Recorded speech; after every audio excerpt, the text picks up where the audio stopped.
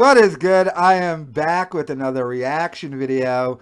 Ariel Helwani, or Helwani, wasn't a fan of Brendan Schaub's apology, and he is trashing him right now and his crew. So I'm going to play this, react to it, and give you my thoughts on it. But it seems the war might still be on.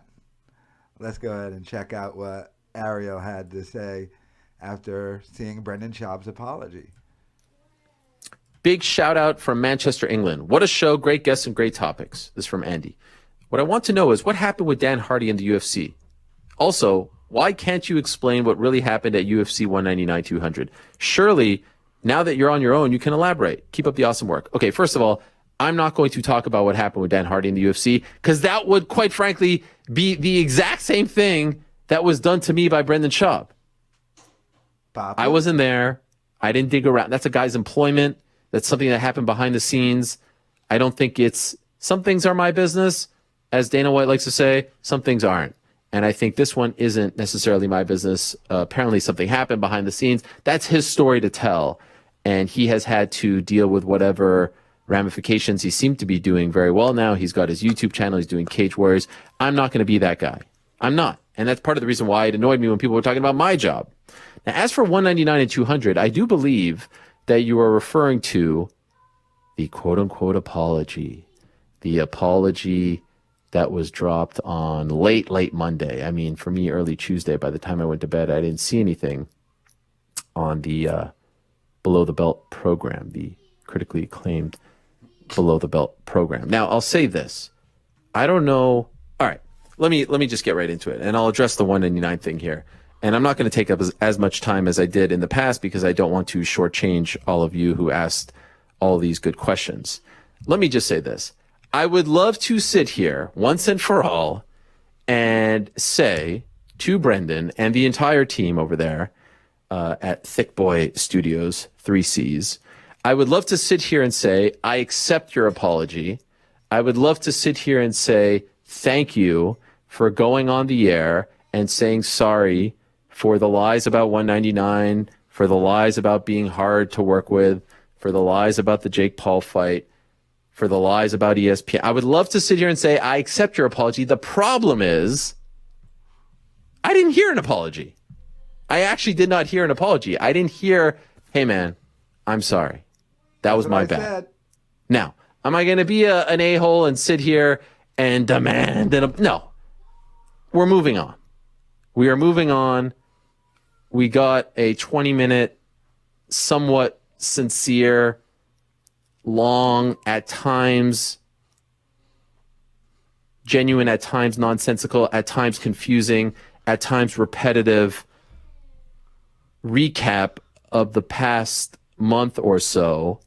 And so I will accept whatever that was. It was not an apology. It was not a correcting of the record. But I don't want to keep doing this every week because I'm sure you're getting tired of it. Maybe you're not. I am. I see you guys loving it. You love every second of it. I am not going to say I accept the apology because one never came. But I will say this because he was quite open with what happened recently. So I will be as well. After the show, when I left, as I was signing off, I got the text saying, I'll call you in 15 minutes. The text was from him. Maybe he knew that I called him. Maybe he didn't. I don't know. Called about 30 or so minutes later, and we did have a conversation. And at the very beginning of that conversation, I said, hey, I just want to let you know the missed call was from me on the show. I called you on the show because you said, and I said this all, and, you know, I didn't know if he was recording it or not, but I'll back everything up. I said, I heard you say I didn't have the balls to say any of this to you, and so I wanted to call you in the quickest way possible and let you know that I do have the balls to say anything that I would say on this air about anyone, to anyone. He claimed that he didn't know that I did that on the air, and that's fine. And we did have, I thought, a pretty pleasant conversation for about, 15, 20 minutes about the last few months, or couple months or month or so. And the basic gist of it all was, how does this end?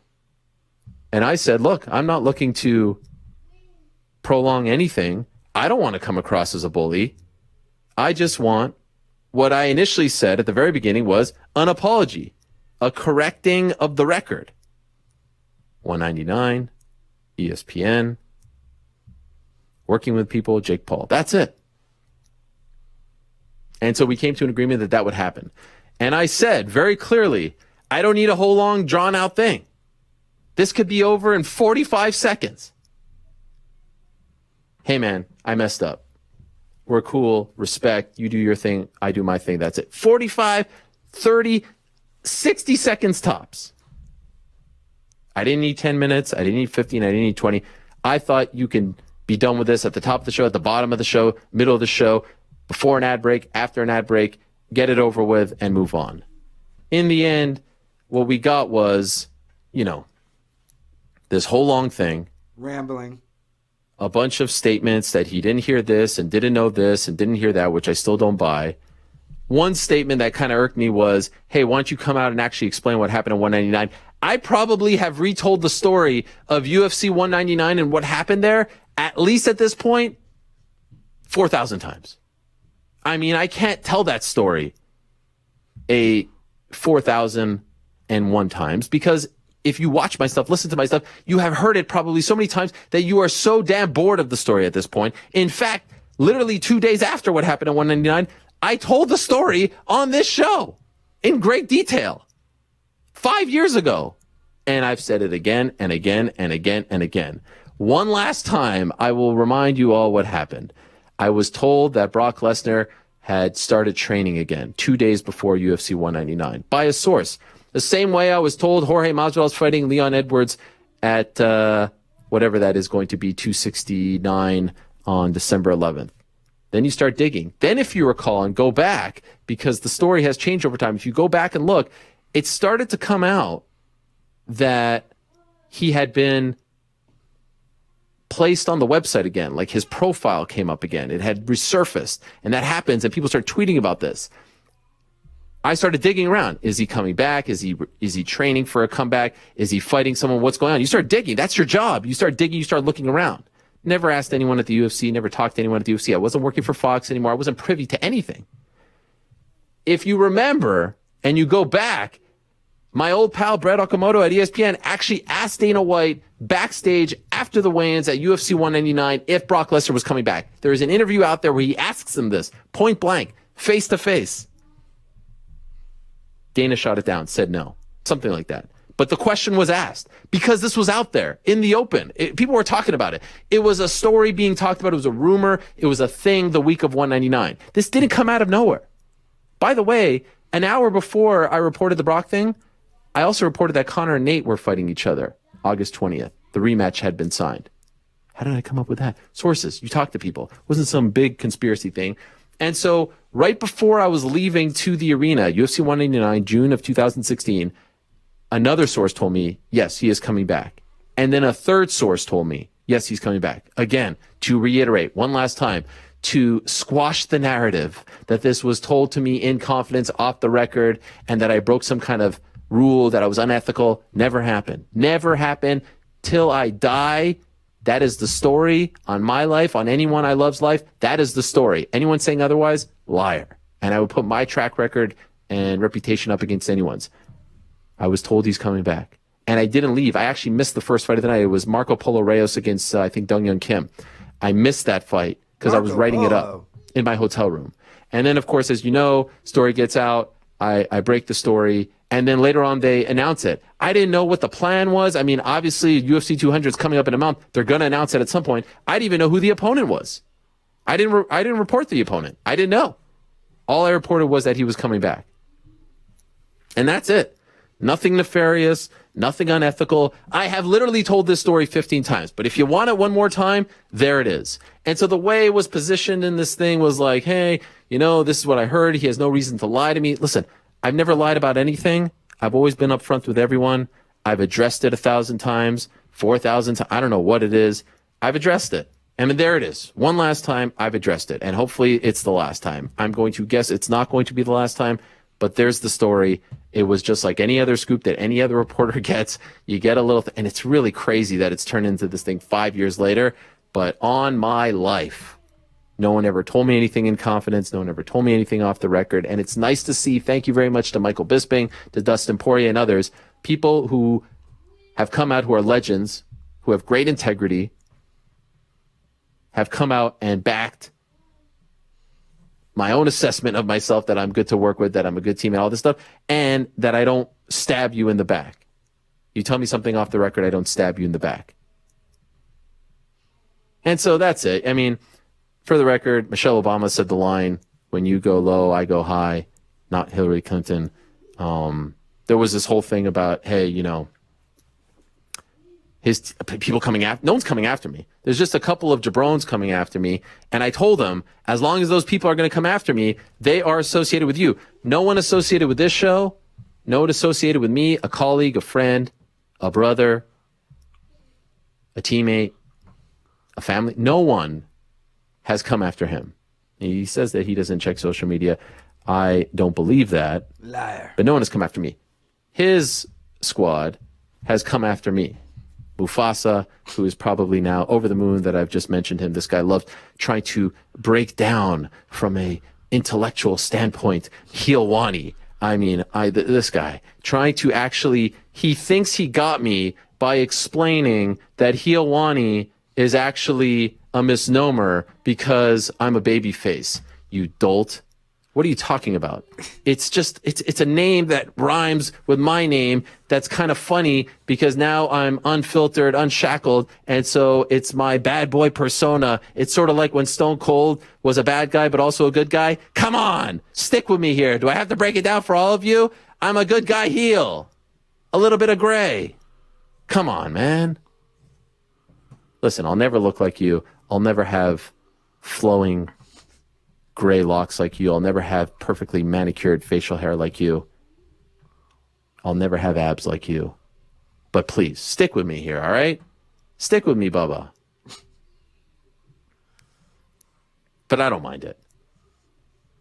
He says that it was a low blow that I went to social media. I'll remind you that the Fighter and the Kid Twitter page went to social media and took shots on this segment, asking me if it was too on the nose what they were saying. Put journalist beef in their title, put journalist beef in their podcast title as well, YouTube title, called me the unnamed journalist. I mean, let's not pretend like you guys were taking the high road in all of this. And also, let's not pretend that what I did was too much. Let's not pretend that this was a buildup of 5 years. 5 years I had to listen to lies, dating back to 199. There are clips to back this up where I never responded. 5 years.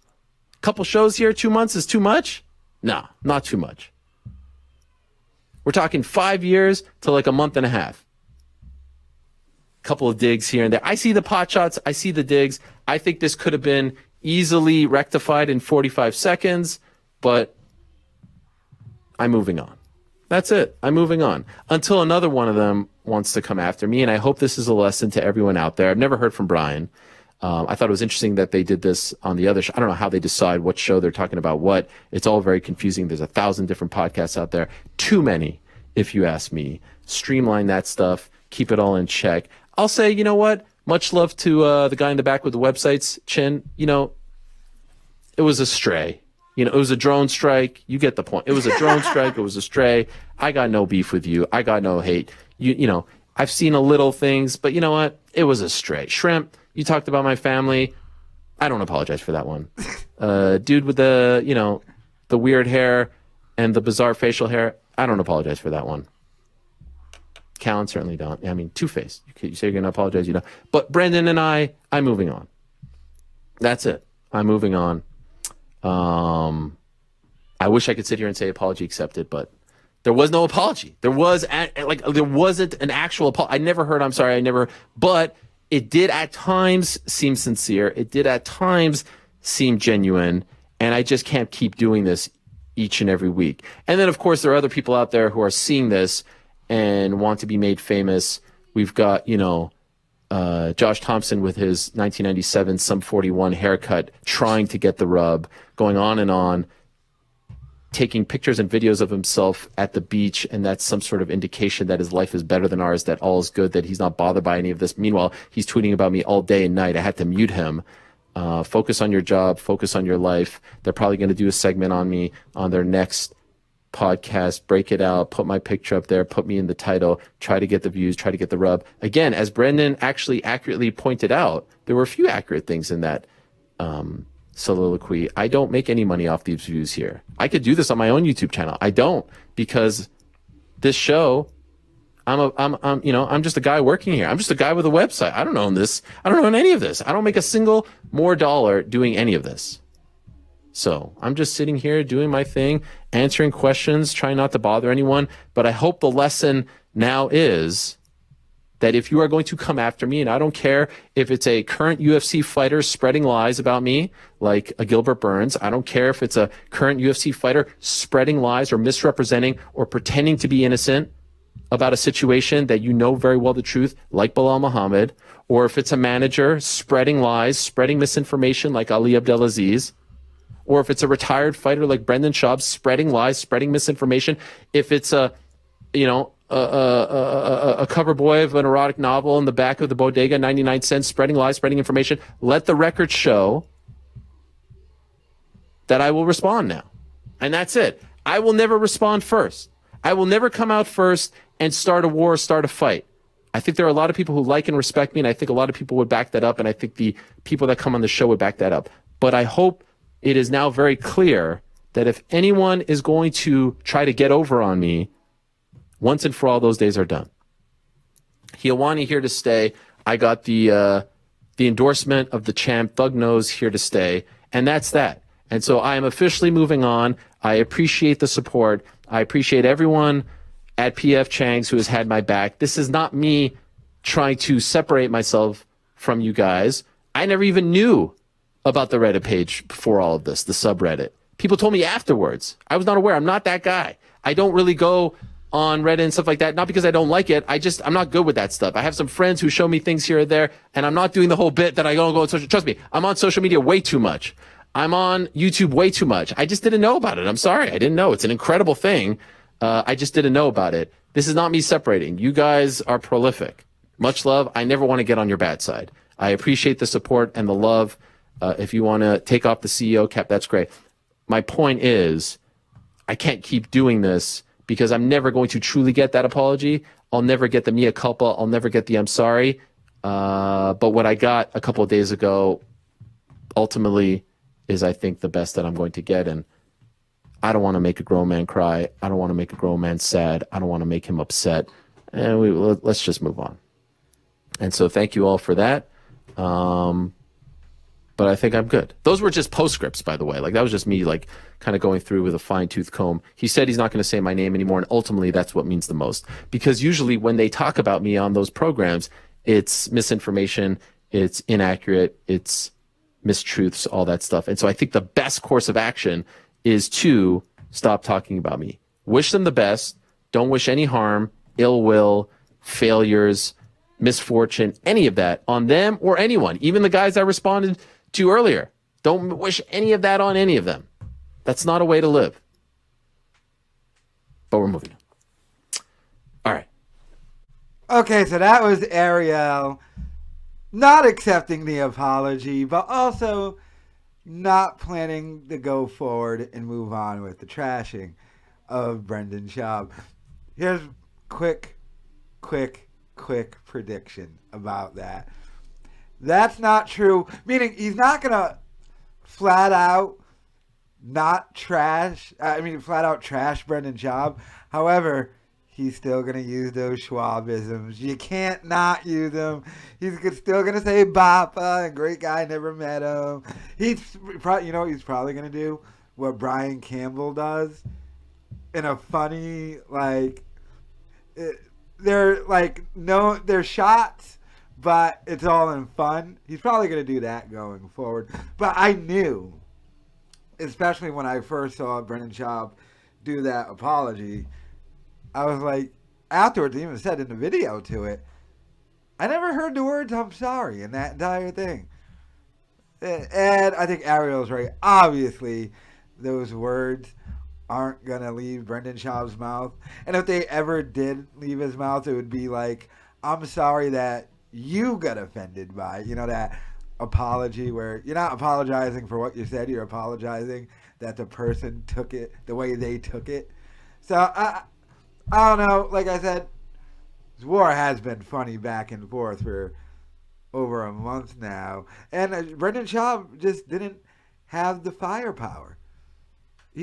I mean, he's a nice guy, and uh, he's a nice guy, but maybe he's just not that funny of a guy to be able to hit back at an MMA journalist.